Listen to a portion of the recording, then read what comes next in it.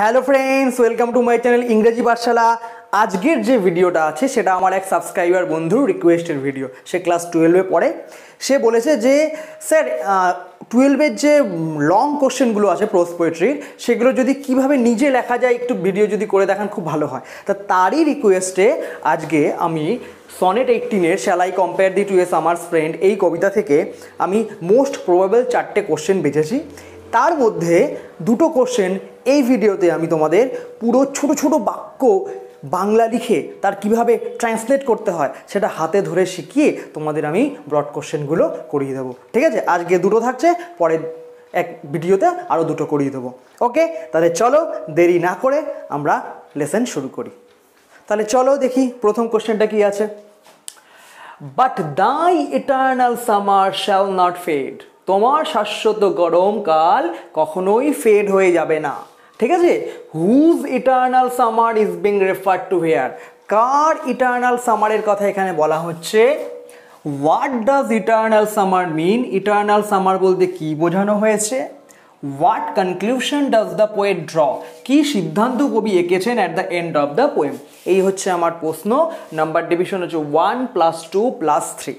ঠিক আছে, আমরা ছোট্ট ছোট্ট করে পার্ট বাই পার্ট উত্তরগুলো আস্তে আস্তে করে এগোচ্ছি। সঙ্গে থাকো, ইংরেজি শিখতে পারবে। ঠিক আছে, দেখো প্রথম প্রশ্ন, whose eternal summer is being referred to here, কার শাশ্বত গরমকালের কথা এখানে বলা হয়েছে। তোমরা জানো পরের প্রশ্নই আছে ইটার্নাল সামার কি, সেটা আমি আর পরে বলছি না, যে কার ইটার্নাল সামারের কথা এখানে বলা হচ্ছে।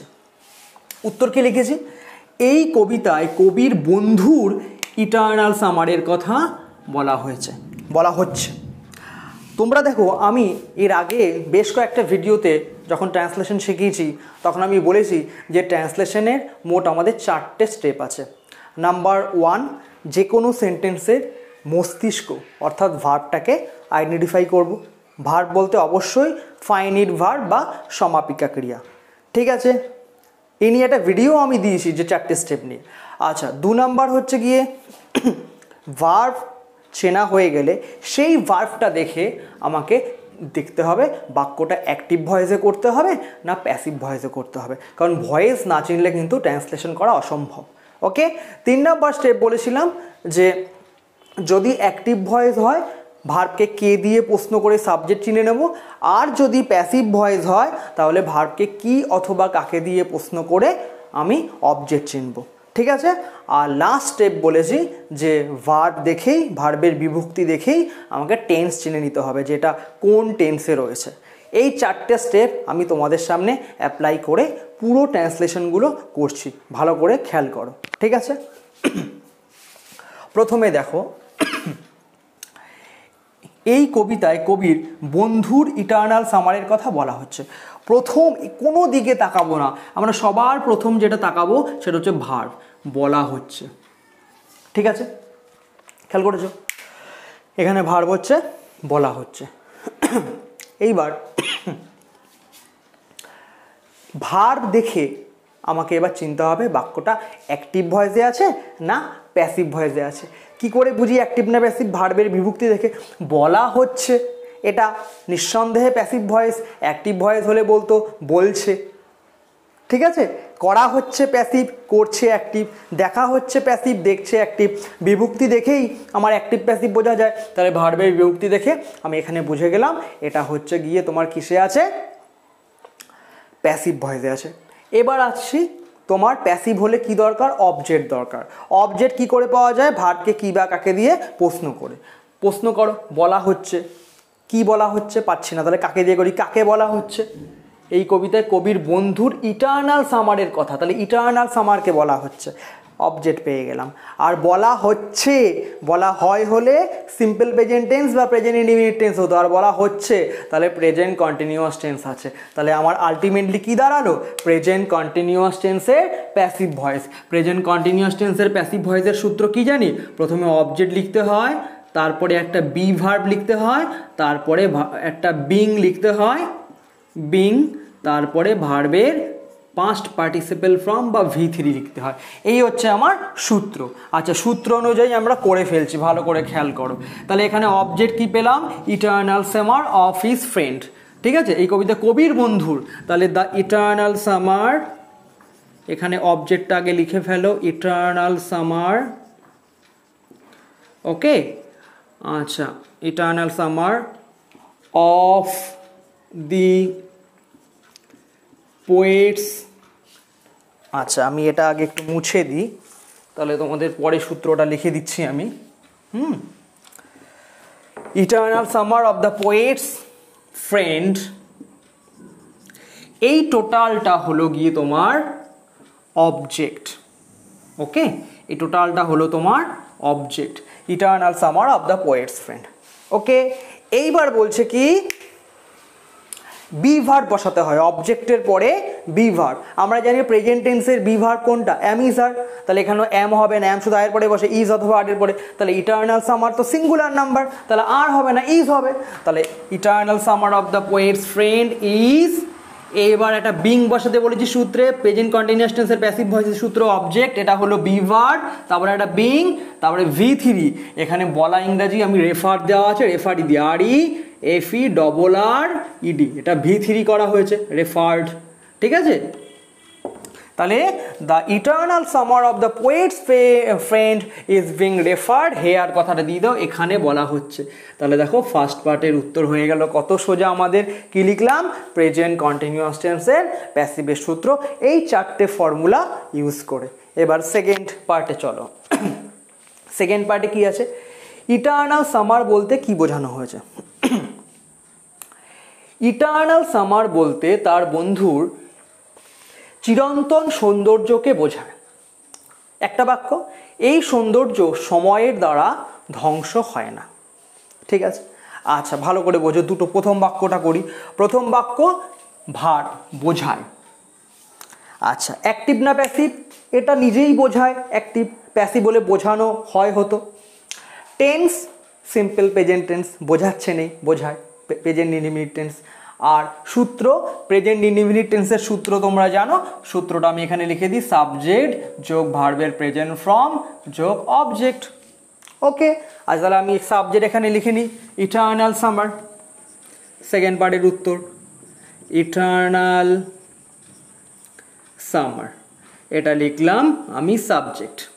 ওকে, এইবার ভার্ব, এখানে ভার্ব আমি বোঝায় বলতে সিগনিফাই দেবো, মানে প্রতীকী অর্থে বোঝায়। তাহলে সিগনিফাইস, তোমরা জানো ভার্বের V5 অর্থাৎ থার্ড পারসন সিঙ্গুলার নাম্বার হলে ভার্বের সাথে S/S যোগ হয় প্রেজেন্ট ইনডিফিনিট টেন্সে। তাই এখানে ইটার্নাল সামার হচ্ছে third person plus singular number plus আমরা দেখেছি এটা ইনডিফিনিট টেন্স প্রেজেন্ট, তাই এখানে ভার্বের সঙ্গে S/S যোগ করলাম। সিগনিফাইজ, কি সিগনিফাইজ করে, তার বন্ধুর চিরন্তন সৌন্দর্যকে। তাহলে সিগনিফাইজ হিজ ফ্রেন্ডস, তার বন্ধুর eternal beauty, his friends eternal beauty. Okay, আর একটা লাইন, এই সৌন্দর্য সময়ের দ্বারা ধ্বংস হয় না। ভালো করে খেয়াল করো, এই বাক্যে আছে সময়ের দ্বারা ধ্বংস হয় না, ভার্ব হচ্ছে ধ্বংস হওয়া। তাহলে হয় না, কারুর দ্বারা ধ্বংস হয় না, দ্বারা দেখে বুঝে গেছি, না থাকলেও বোঝা যেত, মানে বিভক্তি দেখে প্যাসিভ আছে। আর এটাও প্রেজেন্ট ইনডিফিনিট টেন্সের প্যাসিভ। তাহলে প্রেজেন্ট ইনডিফিনিট টেন্সের প্যাসিভের সূত্র তোমরা জানো, প্রথমে অবজেক্ট বসাতে হয়, তারপরে বি ভার্ব বসাতে হয়, মানে অ্যামিজারের মধ্যে একটা, তারপরে V3 বসাতে হয়। এই হচ্ছে প্রেজেন্ট ইনডিফিনিট টেন্সের প্যাসিভের সূত্র। ওকে, কন্টিনিউয়াস হলে কিছুই না, বি এর পরে একটা বিং হয়ে যেত। আচ্ছা, তাহলে আমরা প্রথমে অবজেক্ট খুঁজি। অবজেক্ট কি করে পাওয়া যায়, ভার্বকে কি বা কাকে দিয়ে প্রশ্ন করে। আচ্ছা, এই সৌন্দর্যের সময়ের দ্বারা ধ্বংসপ্রাপ্ত হয় না, ধ্বংসপ্রাপ্তকে প্রশ্ন করো, কি ধ্বংসপ্রাপ্ত হয় না, তার সৌন্দর্য, এই সৌন্দর্য। তাহলে অবজেক্ট পেয়ে গেছি। তাহলে সূত্রানুযায়ী প্রথমে অবজেক্ট বসিয়ে দিই। অবজেক্ট হচ্ছে তোমার হিজ ইটার্নাল বিউটি, আর না কি আছে এই কবিতায়, বন্ধু ইটার্নাল গেল, ইটার্নাল সামার বলতে তার বন্ধুকে এই সৌন্দর্য, দিস বিউটি। অবজেক্ট হচ্ছে this beauty. Okay, this beauty. আচ্ছা, এবার বি ভার্বের মধ্যে ইজ দেবো, যেহেতু সিঙ্গুলার নাম্বার ইজ। এবার একটা নেগেটিভ বাক্য বলে নট বসিয়ে দিই, দিস বিউটি ইজ নট, ধ্বংস হয় না। এখানে ধ্বংস হয় ইংরেজি র্যাভেজ লিখবো, কারণ এটা সুন্দর ইংরেজি এখানে হয়, ডেস্ট্রয় কথাটা ভালো লাগে না। This beauty is not ravaged by time, সময়ের দ্বারা এটা ধ্বংসপ্রাপ্ত হয় না। বোঝা গেল? দেখো সেকেন্ড পার্ট বুঝে গেলা। ফার্স্ট পার্ট হয়ে গেল, এইবার হচ্ছে গিয়ে থার্ড পার্ট। কবি শেষ 2 লাইনে কি কনক্লুড করেছেন? কি কনক্লুড করেছেন? কবি শেষ 2 লাইনে এই সিদ্ধান্ত পৌঁছায় যে যতদিন মানুষ বাঁচতে পারে ততদিন তারা তার কবিতা পড়বে, মানে কবির সৃষ্টি পড়বে, এবং এই কবিতাই তার বন্ধুর সৌন্দর্যকে অমর করবে। এবং আসলে কবি বোঝাতে চাইছে যে তার সৃষ্টিটাই অমর হবে, আলটিমেট লক্ষ্য কবির এটাই। তাহলে আমরা আস্তে আস্তে ছোটো ছোটো করি। কবি শেষ 2 লাইনে এই সিদ্ধান্তে পৌঁছায়। আচ্ছা, পৌঁছায় পর্যন্ত একটা বাক্য, তারপরে দ্যাট দিয়ে যুক্ত করতে হবে, আগে এই পর্যন্ত লিখি। কবি শেষ 2 লাইনে পৌঁছায়, দেখো পৌঁছায় এটা হচ্ছে গিয়ে সিম্পল প্রেজেন্ট টেন্স, কারণ পৌঁছায় মানে ইনডিফিনিট টেন্স, আর পৌঁছায় পৌঁছানো হয়নি, তাহলে অ্যাক্টিভ ভয়েসেই আসে। তাহলে প্রথম এটা লিখবো 3 নম্বর পার্টে যে দি পোয়েট, সাবজেক্ট লিখলাম। আচ্ছা, সিদ্ধান্তে পৌঁছায়, এখানে তুমি কনক্লুডস দাও, কনক্লুডস, ঠিক আছে, এস যুক্ত হলো থার্ড পার্সন সিঙ্গুলার নাম্বার বলে। The poet concludes at the and, at the last 2 line, শেষ 2 লাইনে আছে নিশ্চয়ই, at the last 2 lines, last 2 লাইনসে তোমার কনক্লুডস করে কি, দ্যাট যে, এখানে অ্যাট দ্য লাস্ট 2 লাইনস তুমি প্রথমেও লিখতে পারতো, অসুবিধা নেই। The poet concludes at the last 2 lines that যে, এবার যে এর পরে কি আছে দেখি, যতদিন মানুষ বাঁচতে পারে ততদিন তারা তার কবিতা পড়বে। এই বাক্যটা আমরা ক্লজ, যেহেতু একটা ক্লজের ব্যাপার আসছে, বাক্য মানে কমপ্লেক্স সেন্টেন্স, এতক্ষণ জটিল বাক্য পড়লাম, এখন একটা যতদিন আসছে যেহেতু এটা জটিল বাক্য, কমপ্লেক্স সেন্টেন্স আসছে, তাই আমরা এটাকে ঘুরিয়ে করতে হবে বাক্যটাকে। কি, যতদিন মানুষ বাঁচতে পারে, এটা তো বাক্যের অপ্রধান অংশ, মেইন বাক্যটা হচ্ছে তারা তার কবিতা পড়বে। তারা বলতে এখানে পিপল, পিপল এইটা হচ্ছে মেইন ক্লজ, পরের বাক্যটা আগে লিখতে হবে। তাহলে আগে লিখবো এটা পিপল, লোকজন, ওকে, উইল কন্টিনিউ। আচ্ছা, এবার এটা বলে দিই উইল কন্টিনিউ কেন হলো, তোমরা জানো ফিউচার, পড়বে, পড়তে থাকবে, ঠিক আছে, পড়বে, তার মানে কন্টিনিউ করবে। সিম্পল ফিউচার দেখেই বুঝেছি যে মানুষ এখনো পড়ছে, সেটা পড়তে থাকবে। সিম্পল ফিউচারের তোমার সূত্র কি, অ্যাক্টিভ ভয়েসের সাবজেক্ট যোগ শ্যাল অথবা উইল, তারপরে V1, আমি তাই লিখেছি পিপল সাবজেক্ট, তারপরে উইল, তারপরে পিপল যেহেতু বহুবচন, আমরা বাদে সব জায়গায় উইল বসাতে পারো, তারপরে উইল বসলো, তারপরে হচ্ছে কন্টিনিউ হচ্ছে এখানে V1। লোকজন কন্টিনিউ করবে, লোকজন কন্টিনিউ করবে, ঠিক আছে, কি কন্টিনিউ করবে, কন্টিনিউ করবে, তার কন্টিনিউ টু রিড, আমরা জানি তে বিভক্তি বোঝাতে টু হয়, কন্টিনিউ টু রিড, এটা হচ্ছে মূল ভার্ব না, এটা হচ্ছে অসমাপিকা ক্রিয়া, আর সমাপিকা ক্রিয়া হচ্ছে কন্টিনিউ, আর অসমাপিকা ক্রিয়া তে থাকলে আমরা জানি টু দিয়ে যুক্ত করি, তারা পড়তে থাকবে, ওই তের জন্য এখানে টু রিড হলো, will continue to read his poem, তার কবিতা পড়তে থাকবে, ঠিক আছে, হিজ পোয়েম, পোয়েম লিখবো না, ভার্স লিখলে ভালো হয়, তার ভার্স মানে কবিতা পড়তে থাকবে। এবার লিখবো যতদিন, তাহলে এখানে যতদিন ইংরাজি so long as, so long, LONG, long as they, তারা, এখানে তারা মানে মানুষ, ক্যান পারে, ব্রেথ BREATHE, যতদিন তারা শ্বাস নিতে পারে। তোমরা জানো মডাল ভার্ব আমরা পারা অর্থে ক্যান বসাই, তাই তো, তাই সো লং অ্যাজ মানে যতদূর সম্ভব, যতদিন তারা তোমার শ্বাস নিতে পারে, বাক্যটাকে ঘুরিয়ে করতে পারবে, লোকজন পড়বে যতদিন তারা বাঁচবে, এইভাবে ঘুরিয়ে করতে হয়, ঠিক আছে। তারপরে কি আছে, তার কবিতা তার বন্ধুর সৌন্দর্যকে অমর করবে, এটাও দেখো অমর করবে ফিউচার, এটাও সিম্পল ফিউচার, সূত্র সাবজেক্ট শ্যাল উইল V1। তাহলে তার কবিতা, তাহলে লিখবো হিজ পোয়েম বা হিজ ভার্স, যা লেখো হিজ পোয়েম, ফিউচারের এখানে উইল বসবে, শ্যাল বসবে না, কারণ এটা third person, his poem will. আচ্ছা, এবার অমর করা ইংরেজি ইমমর্টালাইজ, ইমমর্টালাইজ, ওকে, তাহলে এটা তাকে ইমমর্টালাইজ করবে, হিজ পোয়েম উইল ইমমর্টালাইজ কি, তার বন্ধুর সৌন্দর্য, হিজ ফ্রেন্ডস বিউটি, তার বন্ধুর সৌন্দর্যটাকে ইমমর্টালাইজ করবে, ওকে। আচ্ছা, লাস্ট লাইন কি আছে, আসলে কবি এই কবিতায় নিজের সৃষ্টিকেই অমর করতে চাইছে, আলটিমেটলি তিনি চাইছে তার ভার্সটাই অমর হোক, দুটোই, মানে এক ঢিলে দুই পাখি মারার ব্যাপারটা আর কি। তাহলে আসলে, আসলে ইংরাজি হচ্ছে ইনডিড, ইনডিড হচ্ছে আসলে। আচ্ছা, কবি এই কবিতায় নিজের সৃষ্টিকেই অমর করতে চেয়েছেন। তোমরা জানো ইয়াছো বিভক্তি যদি ভার্বের সঙ্গে থাকে তাহলে সেটা প্রেজেন্ট পারফেক্ট টেন্স হয়। তুমি ভালো করে মেইন ভার্বটার দিকে দেখো, প্রথমেই ভার্ব দেখতে বলেছি চেয়েছেন, এখানে ন আছে, নটা বাদ দিলে চেয়েছে হয়। চেয়েছেটাকে যদি সাধু ভাষায় বলি কি হয়, ইয়াছে, ইয়াছে বিভক্তি থাকা মানেই প্রেজেন্ট পারফেক্ট টেন্স। আর এটা অ্যাক্টিভ ভয়েসেই আছে, চেয়েছেন, ডাইরেক্ট চেয়েছেন। আচ্ছা, আর প্যাসিভ বলে চাওয়া হয়েছে হতো, তাহলে অ্যাক্টিভ ভয়েসে প্রেজেন্ট পারফেক্টের সূত্র কি? প্রেজেন্ট পারফেক্টের সূত্র হচ্ছে প্রথমে সাবজেক্ট, তারপরে হ্যাভ অথবা হ্যাজের মধ্যে একটা লিখতে হবে, তারপরে ভার্বের ভি3 লিখতে হয়। তাহলে তুমি সাবজেক্ট প্রথমে লিখে দাও এখানে। আচ্ছা, দি পোয়েট, কবি আছে আসলে কবি, হ্যাঁ দি পোয়েট লিখে দাও। তারপরে তোমার সিঙ্গুলার নাম্বার বলে পোয়েট হ্যাজ হলো, দি পোয়েট হ্যাজ। চাওয়া ইংরেজি ওয়ান্ট, ওয়ান্টেড ভি3 কি? Wanted. The poet has wanted, কবি চেয়েছেন। এবার পরে আমরা জানি তে থাকলে টু দিয়ে যুক্ত করে, টু, ঠিক আছে, টু অমর করতে, তাহলে টু ইমমর্টালাইজ, টু ইমমর্টালাইজ করতে চেয়েছে, ঠিক আছে, টু ইমমর্টালাইজ হিজ ক্রিয়েশন, তার সৃষ্টিটাকেই কিন্তু তিনি ইমমর্টালাইজ করতে চেয়েছেন। বোঝা গেল? তাহলে দেখো প্রথম যে ভেরি ভেরি ইম্পর্টেন্ট কোশ্চেন, এটা 2017 সালে কিন্তু এসছে, ভেরি ভেরি ইম্পর্টেন্ট। আচ্ছা, একবার স্ক্রিনশট মেরে নাও, ওকে। আচ্ছা, আমি পরের কোশ্চেনটা এবার করাচ্ছি। দেখো সেকেন্ড কোশ্চেনটা দেখো, and every fair from fair sometime declines, প্রতিটা সুন্দরী যেন মাঝে মাঝে ডিক্লাইন করে যায়, পতন হয়ে যায়, প্রাকৃতিক সৌন্দর্যের কথা বলছে। From which poem is the line quoted, কোন কবিতা থেকে এই লাইনটা কোট করা হয়? হু ইজ দ্য পোয়েট, কবিকে। Briefly explain the quoted line, এই কোটেড লাইনটার ব্যাখ্যা করো।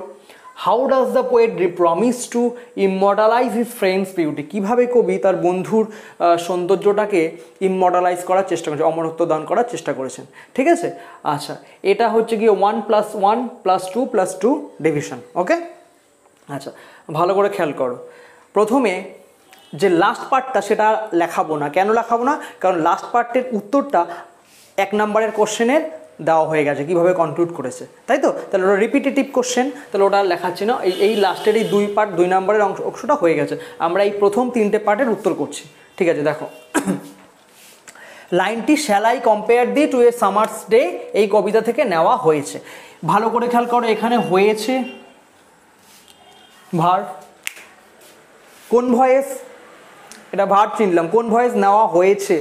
প্যাসিভ অ্যাক্টিভ হলে বলতাম নেওয়া হয়েছের জায়গায় নিয়েছে বলতাম, ওকে। আচ্ছা, এবার টেন্স, টেন্স কি?